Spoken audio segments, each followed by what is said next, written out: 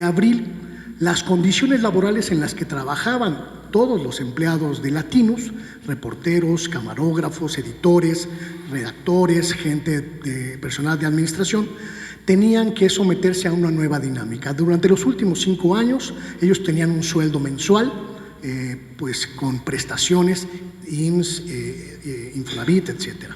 A partir del mes de abril, los obligaron a firmar contratos temporales por 6 meses, eliminando de tajo, sin ninguna explicación y sin mediar de ninguna manera la autoridad laboral. Les eliminaron todas las prestaciones, les quitaron el Seguro Social, les quitaron el Infonavit, les quitaron las prestaciones de sus sueldos y cambiaron su régimen impositivo de trabajadores de base a colaboradores eventuales. En este caso, de acuerdo con las denuncias que recibimos por parte de trabajadores de Latinos, ha habido una arbitrariedad por parte de la empresa que en algunos casos, de acuerdo con lo que nos han revelado, pues supone pues violaciones a la Ley Federal del Trabajo, pero también violaciones a las reglas tributarias. ¿Por qué?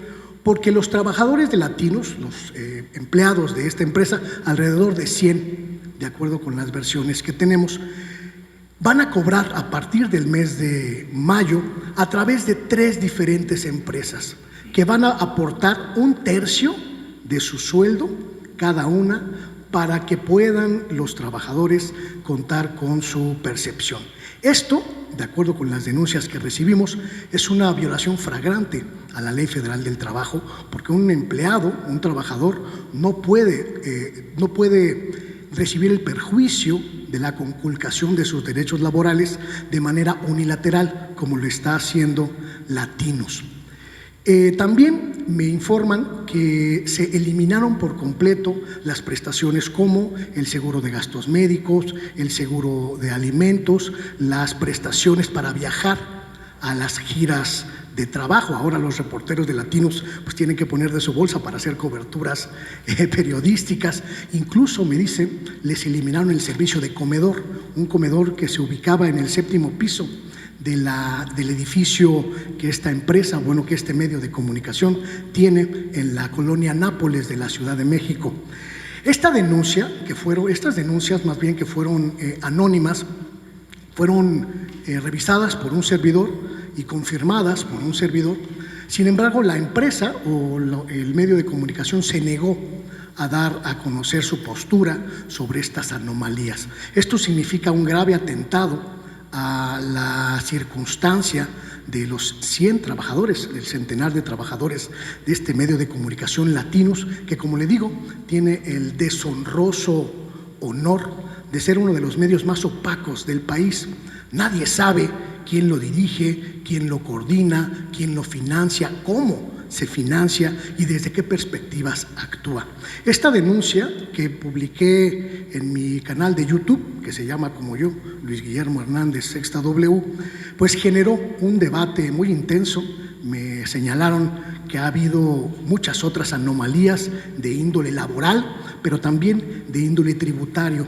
Prácticamente Latinos opera en la absoluta anarquía en términos impositivos, y mi pregunta en este primer caso es si hay alguna autoridad laboral o de la Secretaría de Hacienda o del SAT que pueda intervenir para saber, uno, por qué se están triangulando recursos, por qué una empresa tiene que utilizar 3 diferentes denominaciones fiscales para pagar el sueldo de sus empleados, por qué se conculcan los derechos laborales de los trabajadores de Latinos y por qué estas empresas, que en este caso, de acuerdo con algunas versiones, tiene su base legal en Estados Unidos, operan en México con este régimen de opacidad, señor presidente.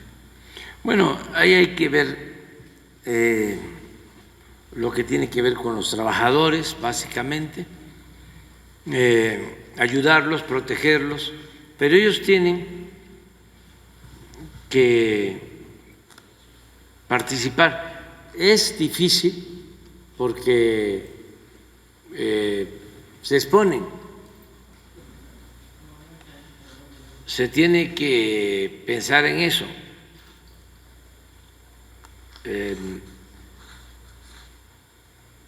Pero sí hay forma, si presentan denuncia, de ayudarlos. Sí hay manera de ayudarlos.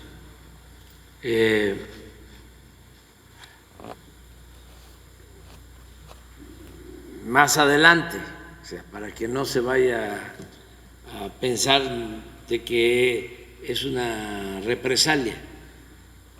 No, nosotros no perseguimos a nadie y ya sabemos quién es Loret de Mola, ya lo sabe, y ese era el propósito, que lo supiera más gente. Ya sabemos que ha hecho muchísimo dinero y son estos personajes como la señora Amparo Casar, como Claudio X, como Aguilar Camín, como Krause, que tienen una doble moral. De repente hacen reportajes en contra de alguien y lo acusan de corrupción o de acumular fortunas. En el caso de Loret, nosotros lo hemos padecido como familia. ¿Sí? Ha tenido ese propósito, pero es un personaje muy inmoral. Entonces no pasa nada. Antes tenían un poco más de credibilidad porque no se sabía quiénes eran.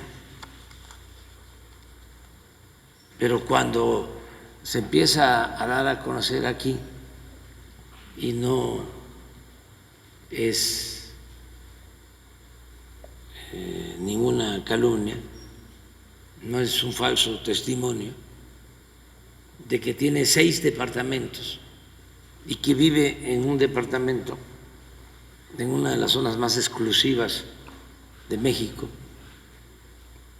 que hasta deberían de quitarle la calle, digo el nombre de la calle, se llama Rubén Darío, gran poeta, deberían de poner Enrique, sí, Carlos Salinas de Gortari, porque pues, estamos hablando de unos departamentos en donde viven los potentados, los machuchones, y algunos que han hecho su trabajo con esfuerzo, de conformidad con la ley, que merecen respeto. Pero también ahí viven los nuevos ricos, todos los que han hecho dinero al amparo del poder público, con estos trabajos, ¿no?, de mercenarios del periodismo. Y una casa de descanso en Valle de Bravo que es paradisiaca, o sea, como gran señor, y otros bienes. Pero ¿cuánto gana? Como 2 millones, 3 millones mensuales. Es el caso de cuando el FOBAPROA, bancos quebrados, banqueros ricos. Ya son empresas en donde ellos siguen manteniendo el mismo tren de vida y los de abajo, los trabajadores, maltratados, porque así son.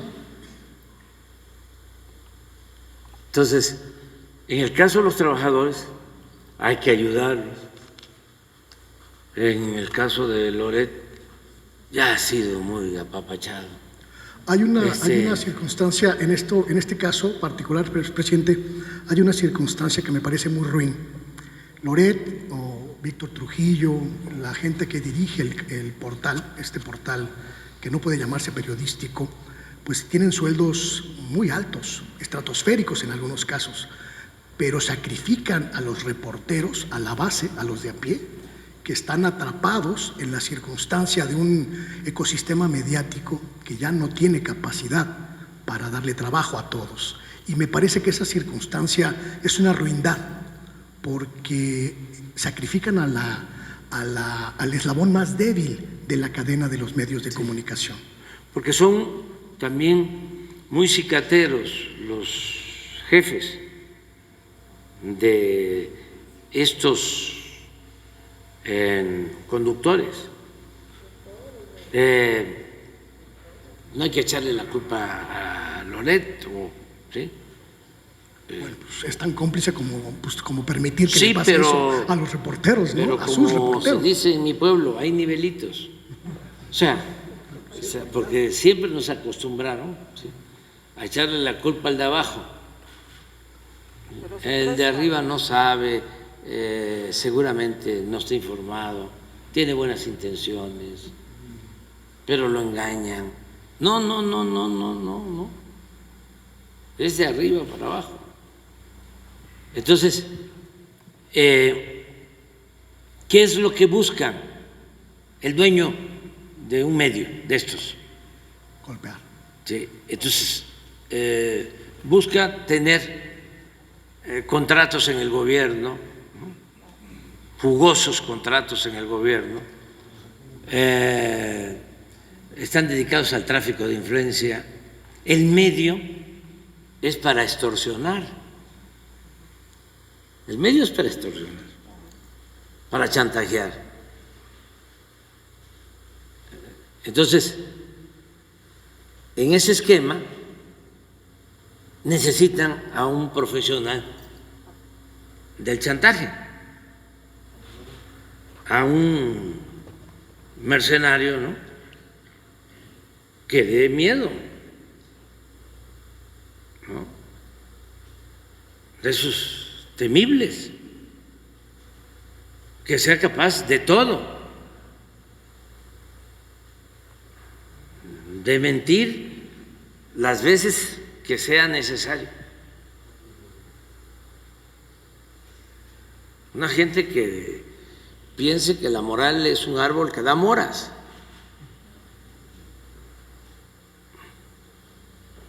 Entonces buscan así. Decía Maquiavelo, vale más ser temido que ser amado. Entonces buscan a un temido.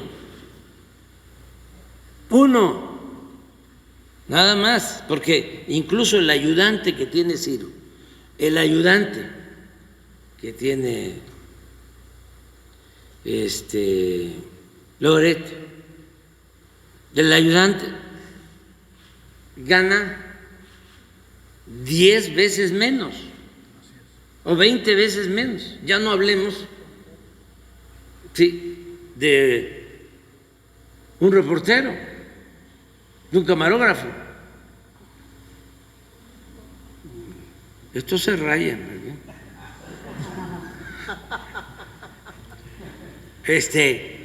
Porque nada más les importa a uno. O sea, se ha personalizado. La señora Azucena estaba en Milenio, le ofrecieron en Latinos que le iban a pagar muchísimo. ¿Por qué? Porque la señora Azucena tiene sus características específicas. Es lo que necesitan. Nada más que en ese entonces ella quiso seguir en los dos medios y le dijeron en Milenio que no que nada más sabía si se iba a Latinos, pero que ya no iba a poder estar. Y se quedó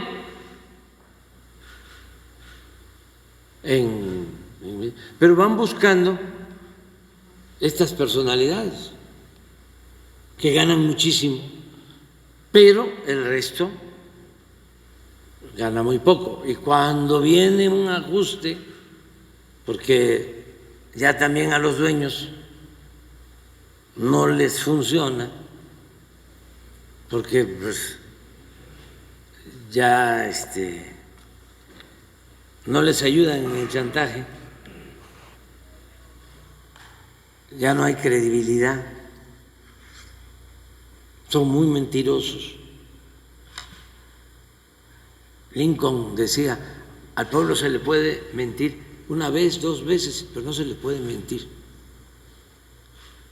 toda la vida. Textualmente, al pueblo se le puede engañar, decía, una vez, 2 veces, pero no se le puede engañar todo el tiempo. Entonces, hay que ayudar a los de abajo y hay que plantearse ustedes también el qué hacer hacia adelante, porque esto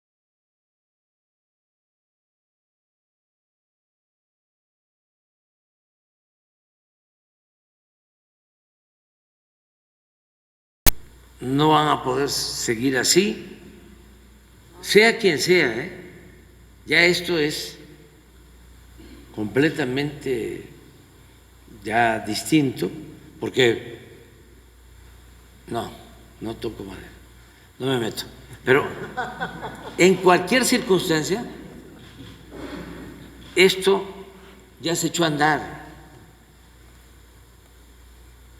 y hacia adelante se van a seguir dando los cambios y hay que ir aceptando la nueva realidad, que fue el problema que ellos enfrentaron, además porque la mente conservadora pues no busca cambios, busca mantener el statu quo, pero ya es otro México, ya es otra manera de pensar, ya cambió la mentalidad de nuestro pueblo para bien. Entonces todos estos trabajadores tienen que verlo y no es un asunto de represalias, para nada. Yo les comentaba, se enojó Ciro precisamente porque al principio del gobierno, no por culpa de ellos, sino por culpa de las empresas o hicieron mala contabilidad y quedaron debiendo al SAT. Entonces, se habló con ellos,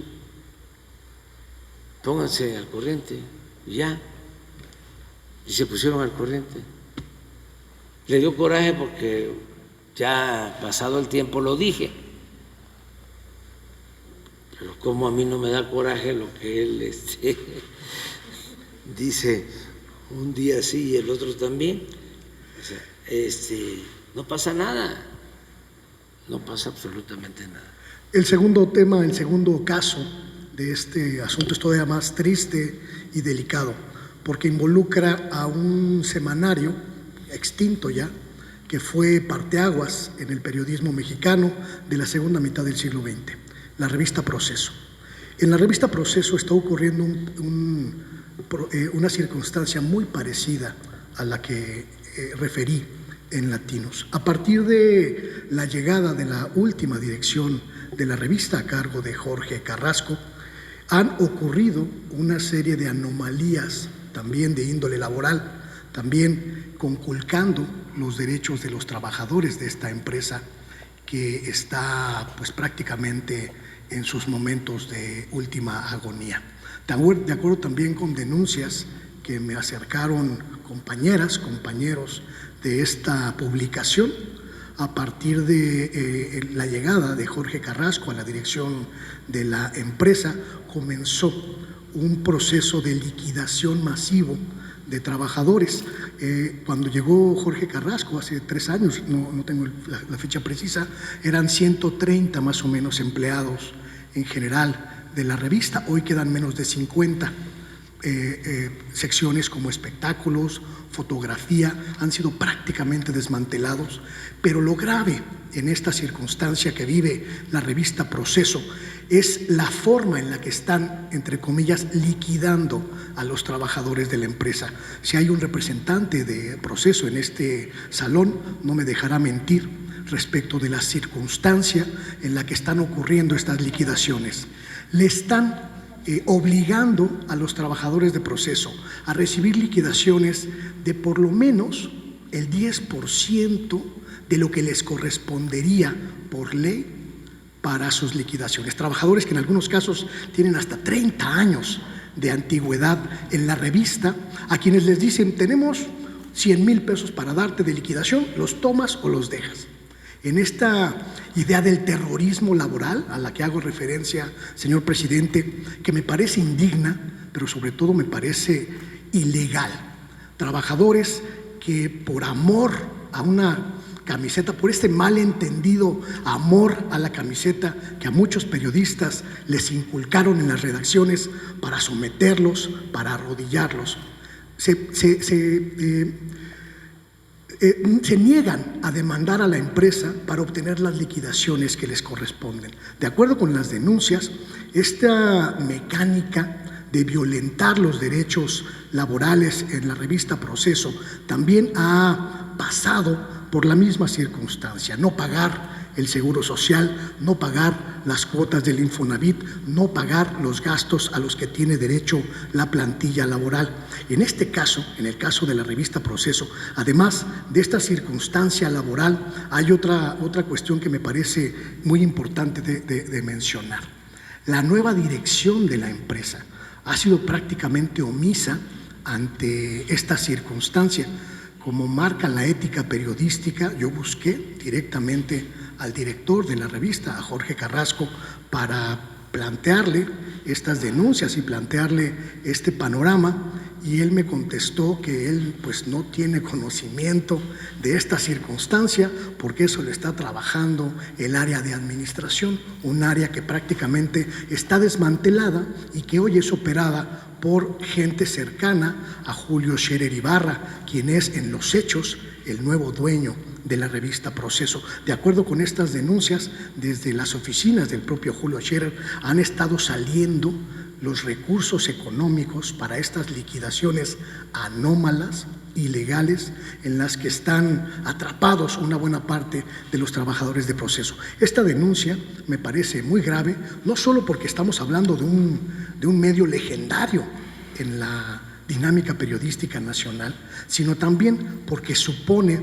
la normalización, señor presidente, de esta circunstancia, la precarización del trabajo de las periodistas y los periodistas, que impacta directamente en la calidad de la información que recibe el pueblo de México y que debería garantizarse, y que de hecho se garantiza en la Constitución mexicana. ¿Qué va a pasar con estos medios como Proceso, que violan flagrantemente la ley laboral, que violan flagrantemente los derechos de sus propios trabajadores, pero siguen operando bajo un esquema de aquí no pasa nada y esto está bien?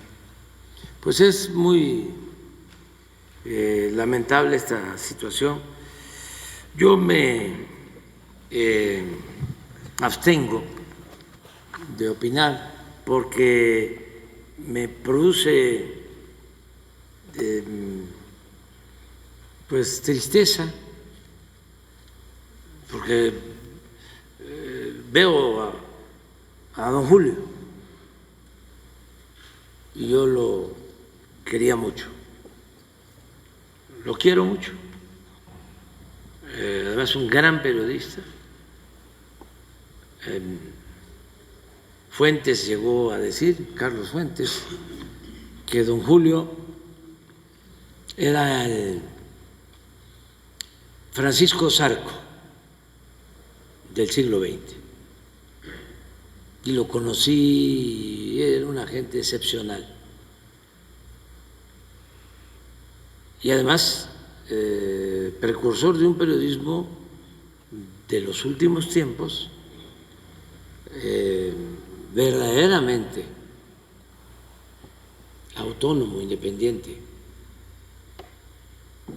un periodismo, sí, distante del poder y cercano, si no tanto al pueblo, a la verdad. Entonces, es lamentable que esté en esa situación su revista. Él ayudó muchísimo, mucho, sobre todo en la denuncia de actos autoritarios. No se caracterizaba mucho el Proceso en su mejor época por ayudar a los pobres. En eso, en los últimos tiempos, el primer lugar lo tiene La Jornada. Es el periódico más cercano a los movimientos sociales, a los más desposeídos, el mejor defensor de las causas del pueblo. Pero eran los dos medios en aquellos entonces,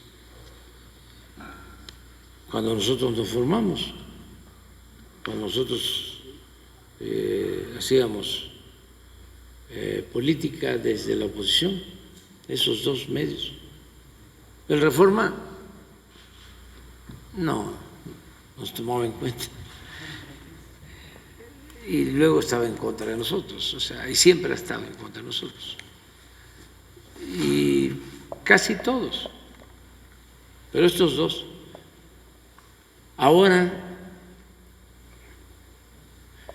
es muy importante el trabajo que hacen ustedes, y en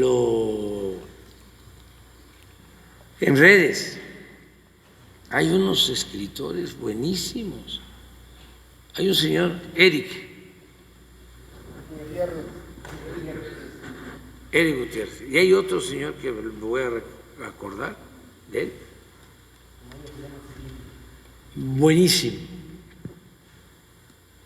Y Eric ya debe tener sus años, ¿verdad? Ya es grande. Sí, pero parece un jovencito. O sea, idea fresca. Y hace 2 días, fíjense lo que son las cosas, salió un artículo en Reforma, que se los recomiendo, de una compañera, que es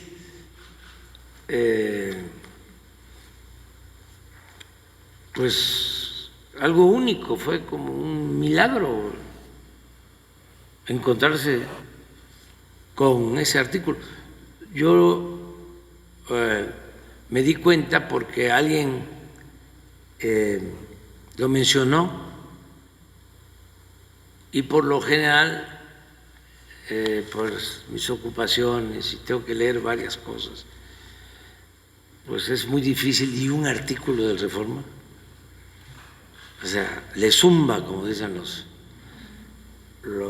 paisanos jarochos veracruzanos, que yo lea un artículo de Reforma. Pero a ver si lo encuentras, porque explica bastante bien lo que es nuestro ideal, no lo que vaya a lograrse. Utopía. Y muchos no lo han entendido.